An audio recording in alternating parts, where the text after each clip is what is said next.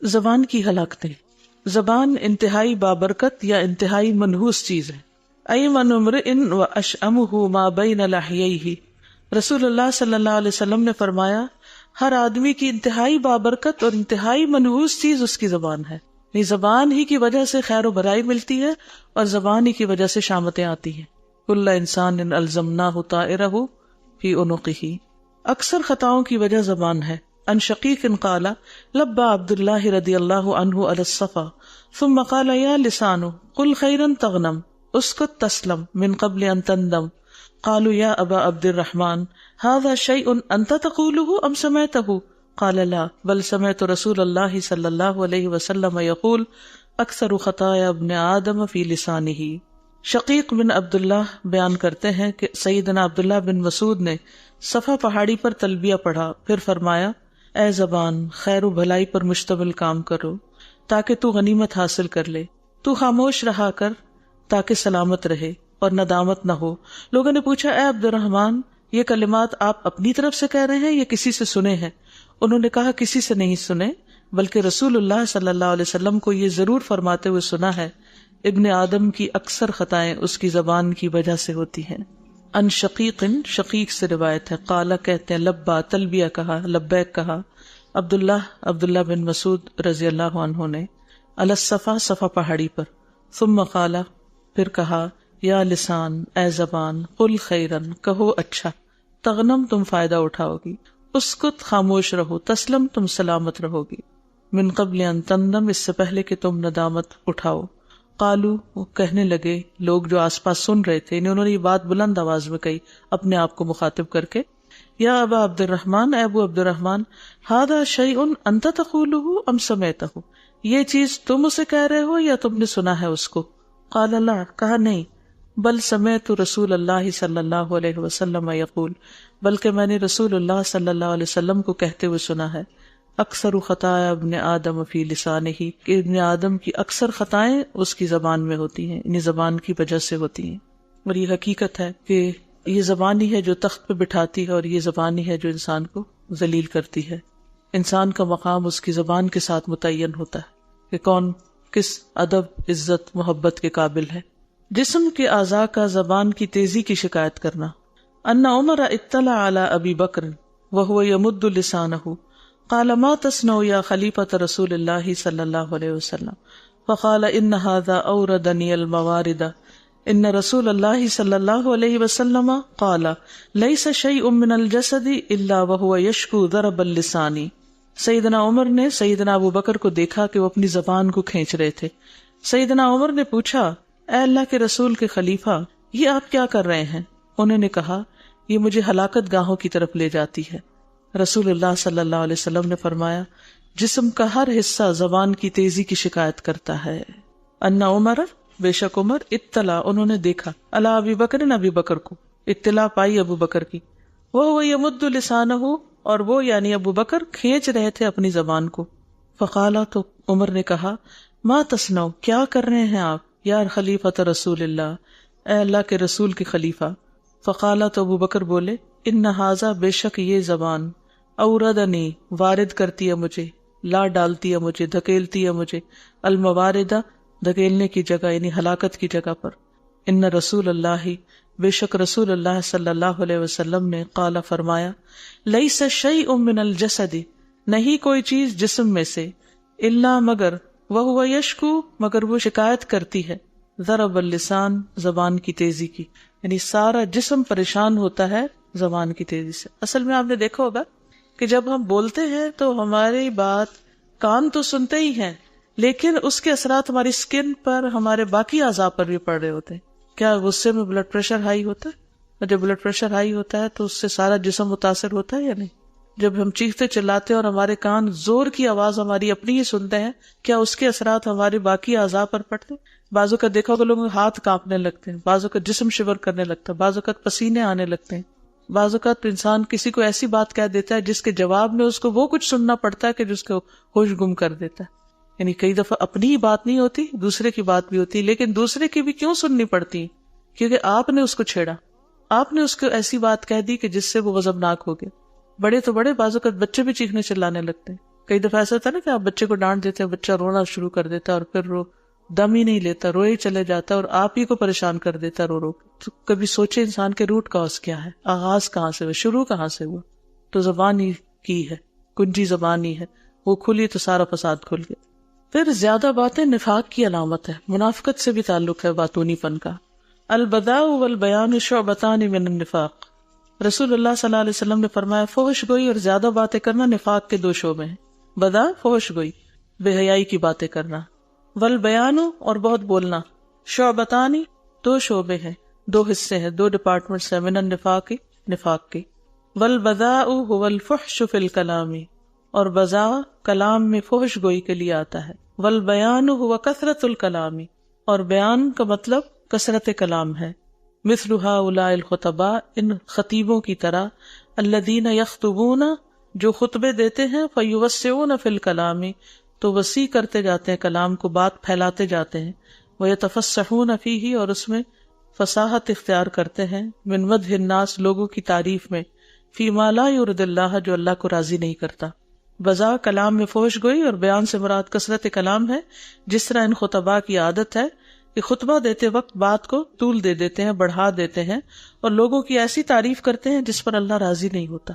تو ایسا بیان، ایسی باتیں کہ جس میں حق کے علاوہ ناحق باتیں کہی گئی ہوں، یا فضول گفتگو ہو، یا صرف بیانات ہوں، یا صرف جیسے کہتے ہیں نا کہ بات کرنے کو بات کرنا۔ بعض اوقات سیاستدانوں کو بھی دیکھا گیا کہ اگر ان کی پوری گفتگو کو اینالائز کیا جائے تو اس میں کوئی کام کی بات، کوئی فائدے کی بات، کوئی کانٹینٹ نہیں ہوتا، صرف اس پہ تبصرہ، اس پہ تبصرہ، اس پہ الزام تراشی، اس پہ الزام تراشی، یا دھمکیاں، یا اور اس طرح کی باتیں۔ انسان حیران ہو جاتا ہے کہ اتنے بڑے مقامات پر پہنچے ہوئے لوگ کس قسم کی گفتگو کر رہے ہیں۔ تو اللہ نے اگر ہمیں اسٹیج دیا ہو، مائک دیا ہو، تو پھر سوچ سمجھ کے فائدے کی بات کرنے کی ضرورت ہے، بیکار باتیں نہیں اس سے کی جائیں۔ اور خاص طور پر جب ہزاروں نہیں لاکھوں کے مجمع ہمارے آگے جمع، تو ان کو ڈائریکشن دینے کی ضرورت ہے، ورنہ ان سب کی گمراہی کا بھی ذمہ لیڈر پہ جا پڑے گا۔ اور یہاں مدح الناس کہا گیا تو بعض اوقات لوگوں کی تعریف نہیں، لوگوں کو کرٹیسائز کرتے ہوئے بھی حد سے بڑھ جاتے ہیں لوگ، یعنی گھٹیا الفاظ استعمال کرنے لگتے ہیں دوسرے کی شخصیت کے بارے میں، جو گلی محلے میں کھیلنے والے بچے بھی بعض اوقات ایک دوسرے کے بارے میں نہ کہیں، اتنے نیچے اتر آتے ہیں لوگ۔ تو کسی کی بھی مخالفت ہمیں گھٹیا پن پہ آمادہ نہ کرے، کیونکہ زبان تو ہماری استعمال ہو رہی ہے نا۔ گفتگو میں بد احتیاطی نفاق کی علامت۔ ان حذیفہ قال ان کان الرجل لا يتكلم بالکلمۃ علی عہد النبی صلی اللہ علیہ وسلم فیصیر بها منافقا وانی لاسمعها من احدکم اليوم فی المجلس 10 مرات۔ سیدنا حذیفہ سے مروی ہے کہ نبی صلی اللہ علیہ وسلم کے دور میں بعض اوقات انسان کوئی جملہ بولتا تھا اور اس کی وجہ سے منافق ہو جاتا تھا، اور اب ایک ہی مجلس میں تم لوگوں سے 10 مرتبہ اس طرح کے جملے سنتا ہوں، میں تم لوگوں سے 10 مرتبہ اس طرح کے جملے سنتا ہوں۔ یعنی صحابہ اور بعد کے دور میں کتنا فرق آ گیا کہ صحابہ کتنی سنبھل کے اور احتیاط سے بات کرتے تھے۔ ان حذیفہ سے روایت ہے، قالا کہتے ہیں، ان کانا اگرچہ تھا، الرجل ایک شخص، لا یتکلم البتہ کلام کرتا، بولتا، بالکلمت ایک جملہ، یہ کلمہ، علی عہد النبی صلی اللہ علیہ وسلم، نبی صلی اللہ علیہ وسلم کے دور میں، فیصیر بها منافقا، تو اس کی وجہ سے منافق ہو جاتا تھا، منافقوں میں شمار ہوتا، کیونکہ منافقوں کی صفت جو قرآن مجید میں بیان کی گئی ہے وہ کیا ہے؟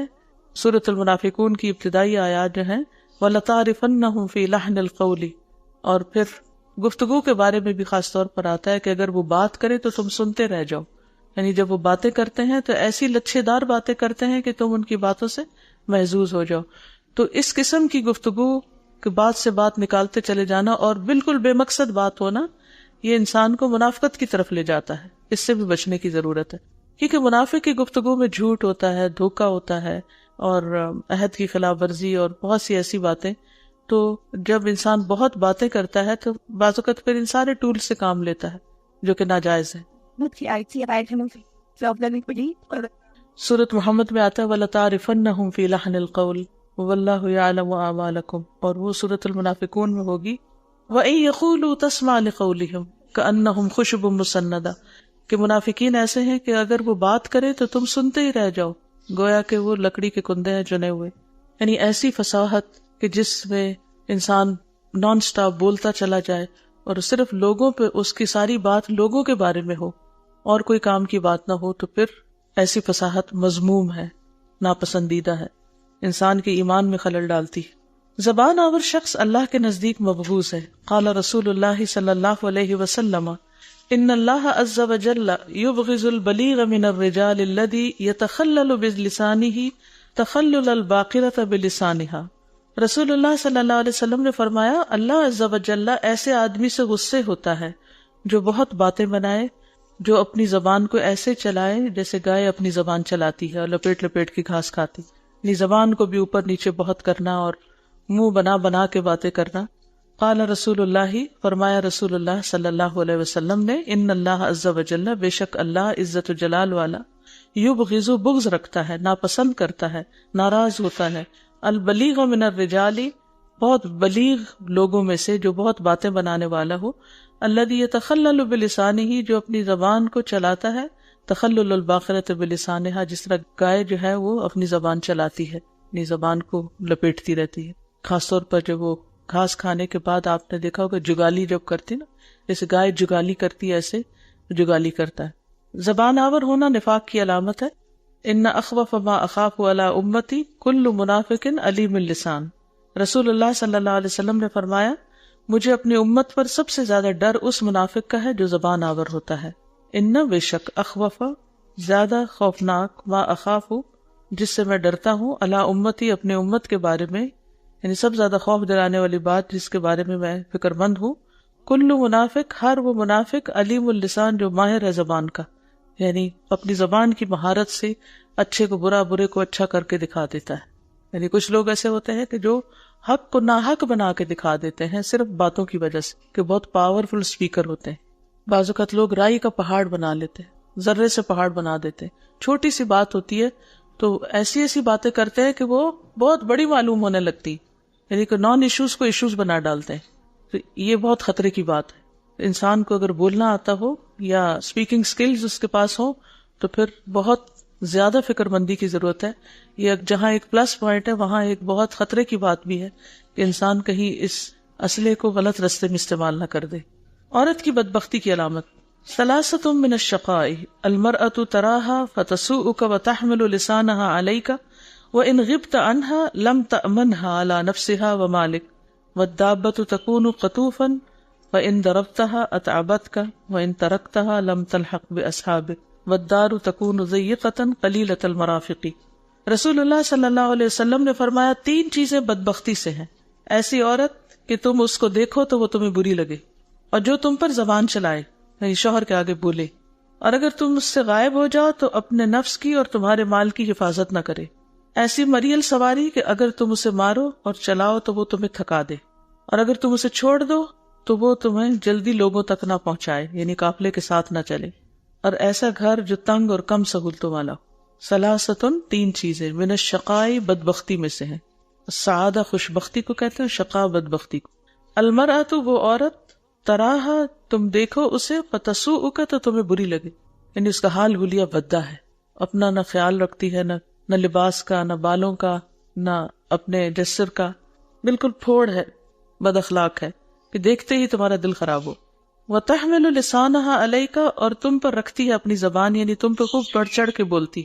وَإِنْ غِبْتَ عَنْهَا، اور اگر تم اس سے غائب ہو، یعنی گھر پہ نہ ہو، لم تأمنها، تو تمہیں اعتبار نہ ہو، تم امن میں نہ ہو اس سے، علی نفسها، اس کے ذات، ومالک، اور اپنے مال کے بارے میں کہ پتہ نہیں کیا کرے گی، گھر میں کسی ایسے کو آنے دے یا کسی غلط راہ پہ چل پڑے، یا جو گھر کے مال اسباب ہے، یا جو جیب خرچ دے رکھا ہے اس کو معلوم نہیں کہاں خرچ کر دے، کیا چیز اس سے کرے، یعنی تمہیں اپنی بیوی پر اعتبار ہی نہیں۔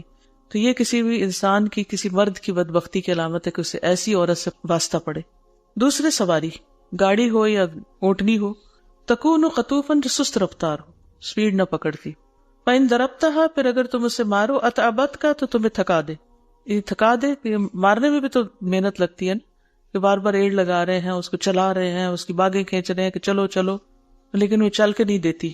وإن ترکتها، اور اگر تم اسے چھوڑ دے، یعنی اسے نہ مارو، نہ اسے ٹٹکارو، لم تلحق باصحابک، تو تمہیں تمہارے ساتھیوں سے نہیں ملائے گی، لم تلحق، نہیں ملے گی، باصحابک، تمہارے ساتھیوں سے، یعنی قافلے سے پیچھے رہ جاؤ گے۔ تو سفر میں انسان کیا چاہتا ہے ہمیشہ کہ جلدی گھر پہنچے اور محفوظ طریقے سے پہنچے، تو ایسی سواری اگر کسی کے پاس ہو جو یہ مقصد پورا نہ کرے تو یہ اس کی بدبختی کی علامت ہے، یعنی خراب گاڑی ہو یا جو بھی سواری ہو۔ والدار، اور گھر تکون ضیقۃ، تنگ ہو، چھوٹا ہو، قلیلۃ المرافق، کم آرام کی چیزیں ہو، اس میں کم سہولتوں والا ہو۔ جی کچھ کہنا چاہیں گے؟ تو یہ اپنی بات تو سمجھ لیجیے تھا، یعنی ایسا گھر ہو کہ جس میں انسان کی ضرورت پوری نہ ہو۔ پیچھے نا وسع ہو بیتہ، اس کا گھر اسے کشادگی دے، کہ وہ گھر جس میں ساری سہولتیں ضرورتیں موجود ہیں، اور اتنا چھوٹا سائز میں چھوٹا ہو، یا بنا ہوا ایسا ہو کہ نہ دھوپ آتی ہو نہ ہوا آتی ہو اس میں، اور نہ ہی چیزیں رکھنے کی پراپر جگہ ہو، کہ سارا وقت انسان اسی سے اسٹرگل کرتا رہے۔ یس، اور کام نہیں ہو سکتا بالکل، کیونکہ اگر ساتھی ایسا ہے تو سارا وقت دھیان ادھر لگا رہے گا، کہ یہ گھر میں ہوتے ہوئے بھی ایک چک چک لگی رہے گی۔ گاڑی ہے تو اس میں بیٹھ کے مصیبت، گھر کے اندر ہے تو وہ مصیبت، باہر نکلا تو یہ مصیبت، اور واپس آئے گھر کی تنگی مصیبت۔ تو اسی لیے ہمیں وہ دعا سکھائی گئی نا، اللہم اغفر لی ذنبی ووسع لی فی داری وبارک لی فی رزقی۔ پیج 7 پہلی حدیث۔ البذاء، فحش گوئی، والبیان، اور بہت باتیں کرنا، شعبتانی، دو حصے ہیں یا دو شعبے ہیں، من النفاق، نفاق کے۔ ایمن امرئ، انتہائی بابرکت، یمن یمین ہوتا ہے نا دائیں ہاتھ، برکت کی علامت، تو ایمن سب سے زیادہ بابرکت، افعل کے صیغے پر، امرئ انسان کے، یعنی سب سے بابرکت چیز انسان کی، وہ اشعم، اور سب سے شؤم ہوتا ہے نا بدقسمتی، اور سب سے بدبخت چیز، منحوس چیز انسان کے لیے، ما بینا، جو درمیان میں ہو، لحییہ، اس کے دو جبڑوں کے، یعنی زبان۔ ٹھیک ہے آگے چلتے۔ تکلف سے گفتگو کرنے والوں کا انجام۔ عن واصلة بن الأسقع رضی اللہ عنہ قال كنت في أصحاب الصفة فلقد رأيتنا وما منا إنسان عليه ثوب تام وأخذ العرق في جلودنا طرفا من الغبار والوسخ إذ خرج علينا رسول الله صلى الله عليه وسلم فقال ليبشر فقراء المهاجرين إذ أقبل رجل عليه شارة حسنة فجعل النبي صلى الله عليه وسلم لا يتكلم بكلام إلا كلفته نفسه أن يأتي بكلام يعلو كلام النبي صلى الله عليه وسلم فلما انصرف قال إن الله عز وجل لا يحب هذا وضربه يلوون ألسنتهم للناس لي البقر بلسانها المرعى كذلك يلوي عز وجل الله ألسنتهم ووجوههم في النار۔ سیدنا واصلہ بن اسقع سے روایت ہے، انہوں نے کہا میں اصحاب صفہ میں سے تھا، ہمارا یہ حال تھا کہ ہم میں سے کسی شخص کے پاس پورا کپڑا نہ تھا اور پسینہ ہماری جلدوں میں میل و غبار کی وجہ سے لکیریں بناتا۔ اچانک رسول اللہ صلی اللہ علیہ وسلم ہمارے پاس تشریف لائے اور فرمایا فقراء مہاجرین کے لیے خوشخبری ہو۔ ہمارے پاس اچانک ایک اچھے لباس والا آدمی آیا، نبی صلی اللہ علیہ وسلم جو بھی کلام کرتے وہ بتکلف نبی صلی اللہ علیہ وسلم کی بات سے اونچی بات کرتا۔ جب وہ چلا گیا تو آپ نے فرمایا بلا شبہ اللہ عز و جل اس کو اور اس جیسے شخص کو پسند نہیں فرماتے جو اپنی زبانوں کو لوگوں کے لیے اس طرح مروڑتے ہیں جس طرح گائے چراگاہ میں اپنی زبان مروڑتی، یعنی گھاس لپیٹ لپیٹ کے اندر لے جاتی، اسی طرح اللہ عز و جل ان کے چہروں اور زبانوں کو آگ میں مروڑے گا۔ لفظی ترجمہ۔ ان واصلہ بن الاسقع، واصلہ بن اسقع سے روایت ہے رضی اللہ عنہ، اللہ ان سے راضی ہو جائے، قالا کہتے ہیں کنتو میں بھی تھا فی اصحاب الصفۃ، اصحاب صفہ میں سے، یعنی اپنا تعارف کراتے ہیں کہ میں اصحاب صفہ میں سے تھا۔ اصحاب صفہ وہ لوگ جو اپنا گھر بار چھوڑ کر نبی صلی اللہ علیہ وسلم کے پاس مسجد میں رہتے تھے ایک چبوترے پر۔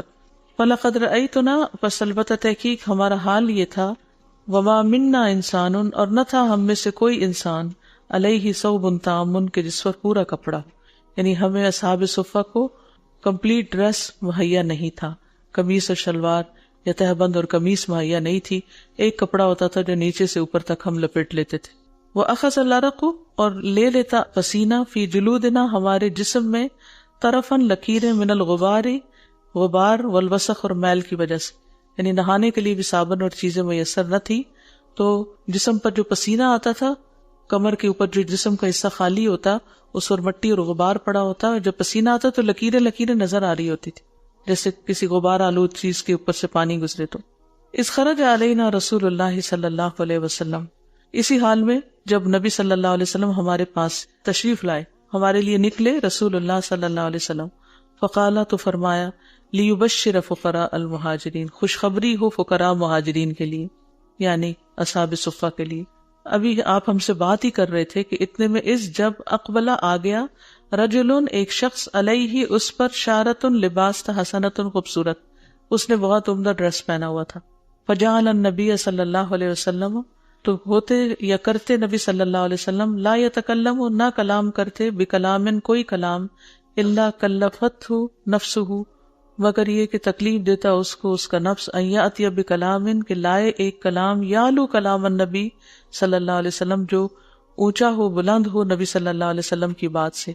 یعنی نبی صلی اللہ علیہ وسلم جو بھی کلام کرتے تو وہ تکلف کے ساتھ نبی صلی اللہ علیہ وسلم کے کلام سے اونچا کلام کرتا، یعنی بہت بنا بنا کے باتیں کرتا. مثلا آپ کہتے کہ لوگوں کو خوشخبری ہو تو وہ بھی کہتا دیکھو لوگوں کو خوشخبری ہو تمہیں، نبی صلی اللہ علیہ وسلم تمہیں خوشخبری دے رہے ہیں. یعنی آپ ہی کی باتوں کو دہرا رہا ہوتا تھا یا آپ سے بڑھ کر کوئی بات بولنے کی کوشش کرتا. فلما انصرف تو جب چلا گیا قال فرمایا آپ نے ان اللہ عز وجل بے شک اللہ تعالی عزت و جلال والا لا یحب ھذا اس طریقے کو پسند نہیں کرتا، اس طرح کی بولی بولنا، اس طرح کے منہ بنانا، اس طرح کی فصاحت و بلاغت اللہ کو پسند نہیں. وضربہ اور اس جیسوں کی، یعنی اس کی بھی اور اس جیسوں کی ایسی فصاحت اللہ کو پسند نہیں. یلوون جو بل دیتے ہیں مروڑتے ہیں السنتہم اپنی زبانوں کو للناس لوگوں کے لیے لی البقری مروڑنا گائے کا بلسانہا اپنی زبان کے ساتھ البرا چارے کو. کبھی آپ نے گائے بھینس کو کھرلی میں سے چارہ لیتے ہوئے دیکھا؟ کس طرح زبان کے ساتھ یوں اس طرح کر کے چارہ اٹھا رہے ہوتے. ٹھیک ہے، یعنی زبان کو بہت حرکت دے دے کے بات کرنا، کبھی ہونٹوں پہ پھیرنا، کبھی منہ بنا کر بات کرنا اور بڑی بڑی باتیں کرنا اور اونچے اونچے بولنا اور ساری مجلس میں چھا جانا، یہ اللہ سبحانہ وتعالیٰ کو پسند نہیں.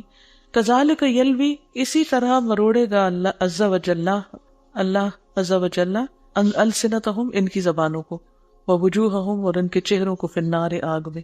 یعنی جو قرآن مجید میں آتا ہے نا سورۃ الحجرات میں یا ایھا الذین آمنوا لا تقدموا بین یدی اللہ ورسولہ، اللہ اور اس کے رسول سے آگے بڑھ کے بات مت کرو. تو یہ اس وقت کے لیے بھی ہے اور آج کیا ہے کہ اگر کسی کو کوئی قرآن کی آیت سنائی جائے یا حدیث سنائی جائے تو وہ اس سے بڑا کوئی اور فلسفہ لے آئے یا کوئی اور بڑھ چڑھ کے بات کرے کہ جیسے قرآن اور حدیث تو ہے ہی، لیکن آج کل کے دور میں یہ فلاں ریسرچ یہ کہتی فلاں یہ ریسرچ، اور اس کو زیادہ کانفیڈنس کے ساتھ بتائے اور اللہ رسول کی بات کو پیچھے کر دے. اور پھر بولنے کا سٹائل جو ہے اس کی طرف یہاں بات ہو رہی ہے کہ بولتے وقت بہت ناز و انداز سے اور بنا چڑھا کے بات نہیں کرنی چاہیے، ایک بھلے مانس معقول طریقے سے گفتگو کرنی چاہیے. بے احتیاط گفتگو بدترین امتیوں کی نشانی. سیکون رجال من امتی یاکلون الوان الطعام ویشربون الوان الشراب ویلبسون الوان الثیاب ویتشدقون فی الکلام ویرکبون من الدواب الوانا وَأُولَئِكَ شِرَارُ أُمَّتِي. رسول اللہ صلی اللہ علیہ وسلم نے فرمایا ان قریب میری امت میں ایسے لوگ ہوں گے جو طرح طرح کے کھانے کھائیں گے، رنگ برنگے مشروب پیئیں گے، طرح طرح کے کپڑے پہنیں گے، گفتگو میں بے احتیاطی برتیں گے، طرح طرح کی سواریوں پہ سوار ہوں گے، وہ میری امت کے بدترین لوگ ہوں گے. اور آج ہماری نگاہوں میں ایسے لوگ سب سے اعلیٰ درجے کے ہو گئے. لفظی ترجمہ سیکون ان قریب ہوں گے رجالن کچھ لوگ من امتی میری امت سے یاکلون وہ کھائیں گے الوانا رنگ رنگ کے الطعام کھانے یعنی قسم قسم کے. رنگ سے مراد کلرفل کھانے بھی ہو سکتا ہے کہ بہت زیادہ کلر کا استعمال، حالانکہ جو فوڈ کلرز ہیں وہ بھی صحت کے لیے کتنے نقصان دہ ہیں، لیکن ہم صرف فلیور یا شکل کے لیے بعض اوقات ہم رنگ ڈالتے رہتے ہیں. وَيَشْرَبُونَ الْوَانَ الشَّرَابِ اور وہ پیئیں گے رنگین ڈرنکس، کلرفل ڈرنکس. وَيَلْبَسُونَ الْوَانَ الثِّيَابِ اور پہنے کے کلرفل ڈریسز، یعنی مردوں میں بھی، رجال کی بات خاص طور پہ ہو رہی. وَيَتَشَدَّقُونَ فِي الْكَلَامِ اور بہت بے احتیاطی کریں گے بات چیت میں. وَيَرْكَبُونَ اور سوار ہوں گے من الدَّوَابِ سواریوں میں سے الوانن رنگ رنگ کی یعنی ڈفرنٹ قسم کی. وَأُولَئِكَ شِرَارُ أُمَّتِي یہ لوگ میری امت کے بدترین لوگ ہوں گے. اور خاص طور پر اگر یہ سب کچھ دکھاوے کے لیے اور دوسروں پہ دھونس جمانے کے لیے ہو تو انتہائی بدترین ہے. یعنی ویسے بھی بہت زیادہ دنیاوی رنگ و رونق اور رنگوں میں کھو جانا جو ہے وہ پسندیدہ نہیں، کیونکہ اس طرح انسان آخرت کی یاد کو بلا دیتا ہے. اور اگر صرف اس لیے ہو کہ اللہ نے بہت دیا ہے تو صرف اپنی عیش و عشرت میں ہی سب کچھ لگا دے، کھانے میں بھی سادگی نہ اور پہننے میں بھی اور پینے میں بھی اور سواری میں بھی، ہر چیز میں صرف دنیا ہی دنیا ہو، تو آپ نے ایسے وقت کی پیشن گوئی کی کہ بدترین حصہ ہوگا میری امت کا. اور ہم دیکھ کر جو حالات ہیں ہمارے اور جو دنیا میں ہماری عزت ہے اس کے بعد ہم دیکھ سکتے ہیں کہ سب کچھ ہوتے ہوئے بھی آپ صلی اللہ علیہ وسلم کی بات کتنی سچ ہے کہ کسی چیز کا بھی روگ نہیں ہے. فنکشن مال کا ضیاع اور 3 چیزیں بدبختی کی علامت ہیں، اور کثرت کلام، اور تو اس میں بھی دیکھ لیں. اور پھر یہ بھی حدیث ہم پڑھ رہے ہیں، تو جو بھی فنکشنز ہوتے ہیں امیر آدمیوں کے، اس میں یہی ساری چیزیں ہوتی ہیں. کثرت کلام ہوتی ہے، مال کا ضیاع ہوتا ہے، رنگ برنگے مشروبات ہوتے ہیں، طرح طرح کے کھانے ہوتے ہیں.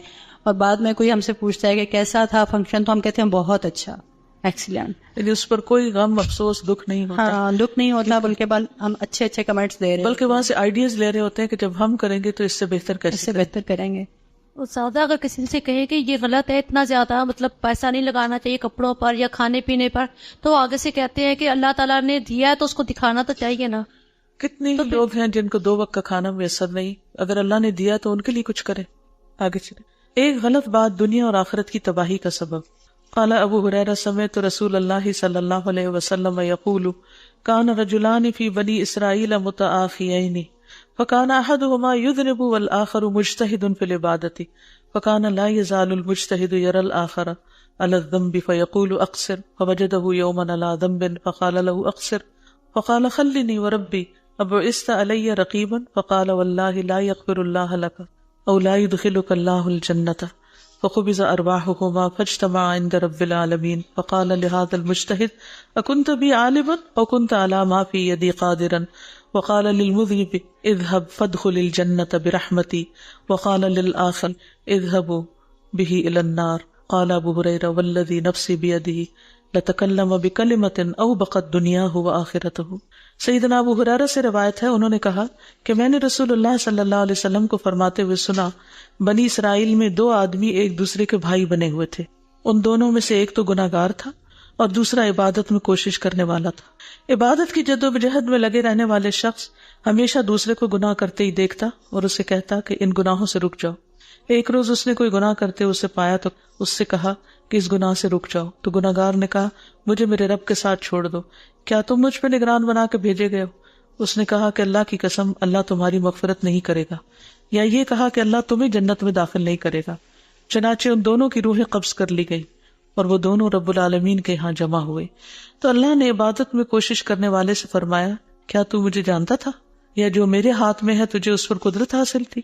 اور پھر گناہگار سے فرمایا جاؤ میری رحمت سے جنت میں داخل ہو جاؤ، اور دوسرے کے متعلق فرمایا اسے آگ میں لے جاؤ.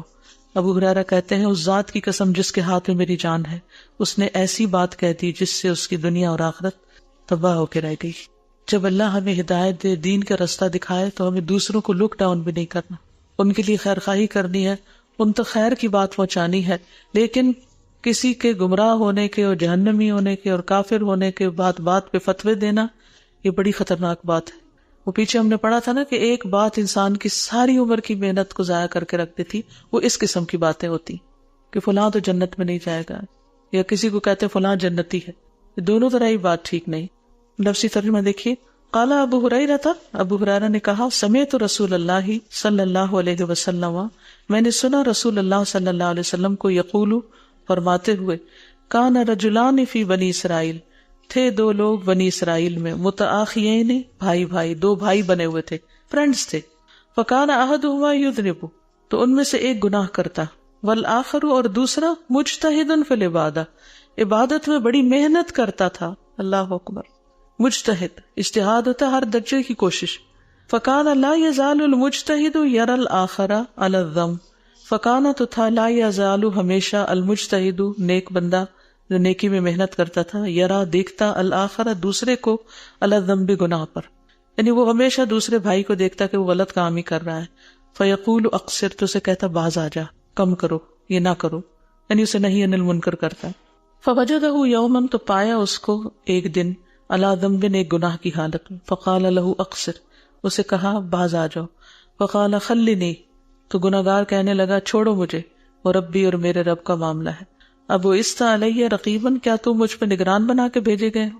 فقال، تو کہا واللہ، تو غصے میں آ گیا نا وہ، کہنے لگا نیک شخص، واللہ لا یغفر اللہ لک، اللہ کی قسم اللہ تجھے معاف نہیں کرے گا، استغفر اللہ. او لا یدخلک اللہ الجنہ، یا نہیں تجھے داخل کرے گا اللہ جنت میں. فقبض ارواحہما، تو قبض کر لی گئی ان دونوں کی روحیں. فاجتمعا تو دونوں اکٹھے ہوئے عند رب العالمین رب العالمین کے پاس. فقال لهذا المجتہد تو اس نیکوکار مجتہد سے کہہ دیا گیا، یعنی جو عبادت میں محنت کرنے والا تھا اس سے کہا گیا، اکنت بی عالما کیا تم مجھے جانتے تھے، او کنت علی ما فی یدی قادرا یا تھے تم جو میرے ہاتھ میں تھا اس پہ قادر، یعنی یہ فیصلہ تو میرا ہے کہ کون جنت میں جائے گا اور کون جہنم میں. یغفر لمن یشاء ویعذب من یشاء. استغفر اللہ. وقال للمذنب اور کہا گناہگار سے، اذهب جاؤ، فادخل الجنت جاؤ جنت میں داخل ہو جاؤ، برحمتی میری رحمت کے ساتھ. وقال للآخر اور دوسرے سے کہا، اذهبوا به الى النار اسے آگ میں لے جاؤ. وقال للآخر آخر نہیں آخر ہوتا آخری، یہاں دوسرا مراد ہے. اذهبوا به الى النار اسے آگ میں لے جاؤ. قال ابو ہریرہ ابو ہریرہ نے کہا، والذی نفسی بیدہ قسم اس ذات کی جس کے ہاتھ میں میری جان ہے، لتکلم البتہ اس نے بولا، بکلمت نے ایک بول، او بقت ہلاک کر دیا اس نے دنیا ہو اس کی دنیا، و آخرت ہو اس کی آخرت کو. ساری عبادت کی محنت ضائع ہو کر رہ گئی صرف ایک زبان کی بات کی وجہ سے. یہ بھی شیطان کا بہت بڑا وار ہوتا ہے کہ جب ہم نیکی کے راستے پر ہوتے ہیں تو ہمیں دوسروں کی برائیاں بہت نظر آنے لگتی، اور پھر ہم نفرت بھی شروع کر دیتے ہیں، ان پہ تبصرے بھی شروع کر دیتے ہیں اور ان کے فیصلے بھی خود کرنے لگتے ہیں. تو اس عادت سے باز آنا چاہیے. کسی کو غلط کام کرتے دیکھے تو نہیں انل منکر تو کریں، لیکن بس جو ہے اسٹاپ. اس کے بعد آگے کسی اور کو جا کے اس کی برائیاں بتانے کی یا مزید اس کے فیصلے کرنے کی ہمیں اجازت نہیں ہے.